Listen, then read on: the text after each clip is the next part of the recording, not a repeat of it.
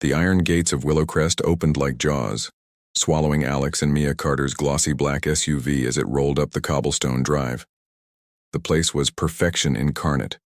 Rows of identical mansions, trimmed hedges so symmetrical they looked artificial, and that eerie suburban silence that hummed just below the sound of sprinklers. The HOA prided itself on order, harmony, and aesthetics. To the Carters, it was paradise. To everyone who'd lived there long enough, it was a contract. They had moved in only a week ago. Alex, a finance executive, and Mia, an art curator, were the type of couple that belonged in a neighborhood like this, young, wealthy, and polished. Their home was a modern white villa on the corner of Willowcrest Lane, with floor-to-ceiling windows and a marble staircase that spiraled like a ribbon. On their first morning, a basket appeared on their doorstep, fresh pastries, a welcome card, and an HOA handbook bound in leather. The note was written in flowing cursive. "Welcome to the Willowcrest family. We ask only one thing in return: keep the light alive." Mia smiled at it, thinking it was poetic, even charming. But Alex frowned. Keep the light alive? That's odd for an HOA note. He brushed it off, tossing it on the counter. But that night, when the streetlights flickered outside, the phrase whispered through his mind again. 2 days later, the HOA president showed up. Mrs. Eldridge was in her 60s, tall, elegant, with hair so white it seemed to glow. Her smile was too wide, her perfume too sweet. She carried herself like a queen inspecting her domain. "We're thrilled to have you," she said, eyes gliding around their living room. "You'll find Willowcrest keeps to tradition. We believe in light, order, and belonging." Mia offered coffee, but Mrs. Eldridge declined. "We'll have plenty of gatherings soon. Attendance is mandatory." "Mandatory?" Alex echoed, half amused. Mrs. Eldridge's smile didn't falter. "You'll see why." That night, the couple walked down the quiet street admiring the houses. Every single window glowed with warm amber light. Not one house was dark. "They really do like light," Mia said. But when they passed the cul-de-sac, she noticed something strange. House number 19 had its curtains drawn and no light at all.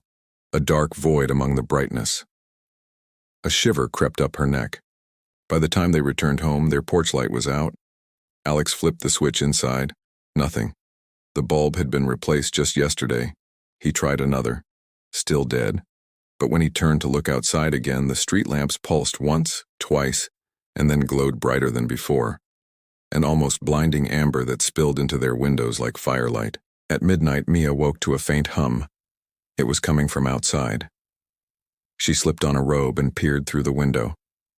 Every neighbor stood in their yards, barefoot, faces tilted upward, bathed in that golden glow. Their mouths moved in unison, though she couldn't hear the words.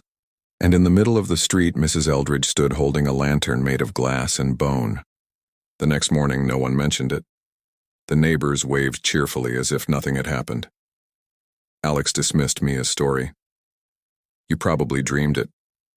Jet lag or stress." But when he opened the mailbox later that day, there was another envelope inside, black this time, sealed with red wax. "Reminder, all residents must attend the equinox gathering. Bring your household light." That night, Mia found the HOA handbook again. She hadn't noticed the last page before. The text was handwritten in the same elegant script as the welcome card. The light must not fade. When one home dims, all are in danger. From then on, strange things began happening. Their mirrors fogged over without steam. The thermostat flickered between impossible temperatures. Shadows moved slightly when no one was near them. One afternoon, Mia caught their reflection standing still after she turned away. Then came the tapping. 3 knocks every night at 3:33 a.m., always from the front door, always unanswered. When Alex finally opened it one night, there was nothing but a burnt-out bulb lying on the doormat, still warm to the touch. Mia grew more anxious by the day. She called the HOA office but got no response. Every number she tried led to the same automated voice. "The light protects. The light connects. Please remain within the glow." By the time the equinox arrived, Willowcrest was glowing like a miniature sun. Every house blazed with candles, lanterns, and gold-lit windows. The Carters had no idea what to expect, but Mrs. Eldridge arrived precisely at sunset, knocking 3 times. "It's time," she said, her tone both sweet and absolute. "Bring your lantern." Alex forced a smile. "We don't have one." "Oh, but you do," she said softly, stepping aside. Behind her, the neighbors stood in silence, each holding their own lanterns, crafted from strange materials, all pulsing faintly, as though alive. Mrs. Eldridge raised her hand toward the Carters' front door, and the porch light, long dead, suddenly flared to life. But this time it wasn't white. It burned gold, then orange, then red, the color of flame. And in that moment, Alex saw it. For just a second, behind every smiling neighbor's face there was another, shadowed, eyeless, and ancient. He slammed the door shut. The lights in their house flickered violently. Mia grabbed his arm, trembling. "Alex, what is happening?" He didn't answer, because outside, beneath the sound of chanting and the hum of electricity, came a whisper through the vents. Calm, feminine, and cold. "You promised to keep the light alive." Part 2.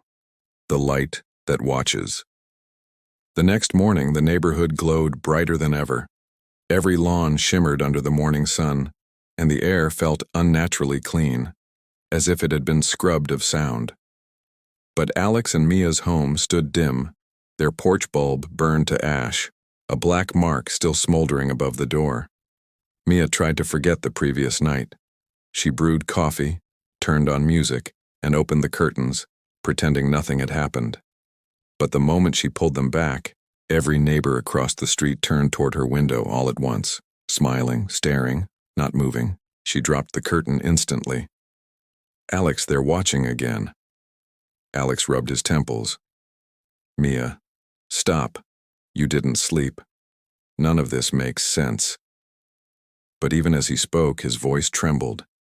He hadn't told her what he'd seen, those faces behind the smiles, that moment when reality had bent around them. By noon, Mrs. Eldridge returned. She didn't knock this time. She simply opened the door and stepped inside, uninvited.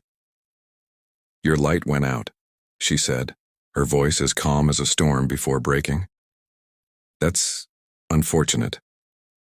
Alex stiffened. "You can't just walk in here." "Oh dear," she smiled. "When you signed the HOA covenant, you gave us access for maintenance, protection, and preservation."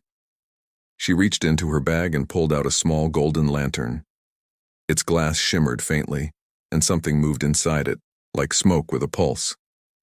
"This was yours," she said. "It belonged to the previous residents." Mia frowned. "We bought this house from the developers. There were no previous owners." Mrs. Eldridge's smile didn't change. "Every home here has had a keeper. The light passes on. The covenant renews." When she left, the air in the house grew heavy, almost oily. Mia stared at the lantern. Its glow deepened when she touched it. "Alex," she whispered. "It's warm." He stepped closer and heard it. A faint murmur from inside, a voice repeating the same words over and over like prayer or warning. He couldn't make it out, but the rhythm made his chest tighten. That night, Mia dreamed she was walking through the neighborhood again, barefoot. Every house burned with gold light except theirs. The residents stood in circles, holding hands, chanting. When she tried to approach, they turned their faces toward her. And they were hollow. Light poured from their empty eyes. She woke up screaming. The lantern on her nightstand was glowing. Not softly, but violently. Its light leaking through the cracks like fire trying to escape. The next day, Alex drove to the county office. He wanted to see the property records for Willowcrest, but when the clerk pulled up the file, she frowned. "There's nothing recent here. The HOA's deed is old, very old, 1889. "That's impossible," Alex said. "These houses were built 10 years ago." The clerk turned the monitor toward him. The document on screen was a scan, aged, wrinkled, signed in ink, the Willowcrest Covenant by the founding Sisters of the Light. Names followed, including one that made his blood run cold. Eleanor Eldridge. He drove back home in silence, the sunlight too bright, the radio distorting into static every time he passed a streetlight. When he finally parked, he saw Mrs. Eldridge standing by his driveway, smiling like she'd been waiting. "Looking into our history, Mr. Carter?" she asked. He froze. "How did you—" "Knowledge is dangerous," she interrupted, eyes glinting. "You shouldn't wander too deep into the dark, not when you've been chosen." That night, Mia couldn't find Alex. His phone was left on the counter, still glowing with a half-typed message to her. "They don't die, Mia. They feed on—" The rest of the text was blank. She found him hours later in the backyard, standing completely still. The golden lantern hung from his hand, its light spilling across his chest. His eyes were wide open, his mouth whispering words she couldn't hear. When she touched his shoulder, he turned, slowly, and smiled. "They showed me," he said. "The light keeps the darkness out. It keeps us alive." She backed away. "Alex, you're scaring me." "You don't understand," he said, stepping closer. "It's not just an HOA rule, it's a ritual. Every house keeps a spark, a soul, so the founders never fade." He lifted the lantern, and for the briefest moment Mia saw faces swirling inside it. Human faces, distorted, trapped in light. She screamed and ran inside, locking the door. The walls began to hum, the mirrors vibrating until one cracked from the pressure. The light from outside seeped through the edges of every window, glowing brighter, as if trying to force its way in. Then came the whispers. Hundreds of voices speaking at once, reciting that same line from the welcome note. "Keep the light alive. Keep the light alive." Mia fell to her knees, covering her ears, shaking. The lantern on the table pulsed faster, beating like a heart. She didn't notice Mrs. Eldridge stepping through the front door again, her face now faintly transparent, her smile no longer human. "My dear," she said softly, almost lovingly, "you don't fight the light, you join it." And as the lanterns of every home in Willowcrest flared, the neighborhood hummed like a single breathing thing. Part 3. Beneath the Glow. By dawn, Willowcrest Lane no longer looked real. The air shimmered like heat off asphalt, and the once perfect lawns rippled with light. Not sunlight, but something alive, breathing through the soil. Every house pulsed faintly, gold veins running through their walls like roots. Mia packed a small bag and didn't look back at Alex, who stood motionless by the window, his eyes glowing faintly amber. She drove until the gates appeared, but they were closed. The keypad blinked, asking for a code she didn't have. She slammed her hand against the glass, yelling for help, but no one came. The intercom crackled and Mrs. Eldridge's voice floated through. "You can't leave, dear. You haven't fulfilled your covenant." "I never agreed to this," Mia screamed. "Oh, you did," Eldridge said, calm as ever. "When you turned on your first light." Mia reversed, tires screeching, and headed back toward the house. Not because she wanted to, but because something in her chest pulled her there. The deeper she drove, the more warped the street became. The houses seemed to lean toward her, their lights blinking like watchful eyes. Inside, Alex sat at the kitchen table with the lantern in front of him. The glass had cracked open, leaking gold mist that slithered along the floor. "They're waiting," he said in a voice that wasn't fully his. "They said the light is fading inside you." Mia backed away. "You're not him." "I am," he whispered. "But I see now. The HOA isn't protecting homes. It's protecting them. The founders." He pointed to the floor. The tiles shimmered and split, revealing faint light beneath, a pulsing network of glowing veins stretching under the entire neighborhood. "Every house sits on a circle," he murmured. "Every circle feeds the core. That's how they stay alive." Mia dropped to her knees, staring through the crack.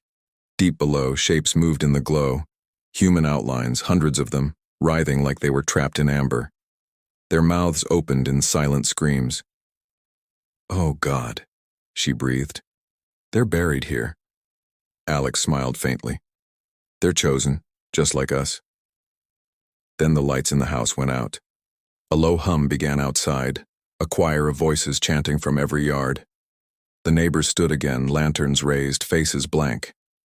At the front of them, Mrs. Eldridge appeared, her skin now translucent, light streaming through her veins. "It is the renewal," she announced. "The Carter home will burn brightest tonight." Mia ran upstairs searching for anything, a weapon, a phone, escape, but the windows showed only endless darkness. Not night, not sky, just blackness swallowing everything beyond Willowcrest's boundary. She could hear Alex downstairs chanting with them now. His voice blended perfectly into the others. The house began to shake. The lantern on the table exploded into light, and from its heart, a figure rose. Eleanor Eldridge, no longer pretending to be human. Her form flickered between light and bone, her eyes twin suns. "You kept the light alive," she whispered. "Now give it back." Mia screamed as the light surged toward her. She grabbed a mirror and held it up by instinct, and the light recoiled, flickering violently. For a brief moment, every house on the street dimmed. She ran, clutching the mirror, bursting through the door and into the glowing night. The neighbors turned toward her in unison, mouths moving without sound. She ran past them, past their burning lanterns, until she reached house number 19, the only one that had ever been dark. Its door was unlocked. Inside, everything was covered in dust. The air was cold, dead, untouched by light. In the center of the living room stood a single word carved into the wall: "Break the circle." She understood then. Every house was part of the ritual, but this one, this forgotten place, had broken its bond. The founders couldn't touch it. She tore through the floorboards, digging with her hands until she found the faint golden vein beneath. Without thinking, she smashed the mirror against it. The light screamed. It wasn't sound. It was pressure, heat, agony radiating from the ground. The glow that ran through Willowcrest's streets began to flicker, then die. The houses dimmed, the air shook, and one by one the lanterns outside shattered like glass. The chanting stopped. When the silence finally came, the neighborhood was dark for the first time in decades. Mia stumbled outside. Smoke curled from the cracked pavement. The gates stood open. But when she looked back one last time, Willowcrest was gone. Only a black field remained, faintly pulsing with heat. Days later, when police arrived at the coordinates she gave them, there was nothing there. No houses, no streets, just soil that shimmered faintly gold under the sun. They said she was in shock. They said there had never been a Willowcrest Lane on any map. But sometimes when Mia closed her eyes at night, she could still see Alex's face in the dark, smiling faintly, whispering through the static hum of the world. "Keep the light alive.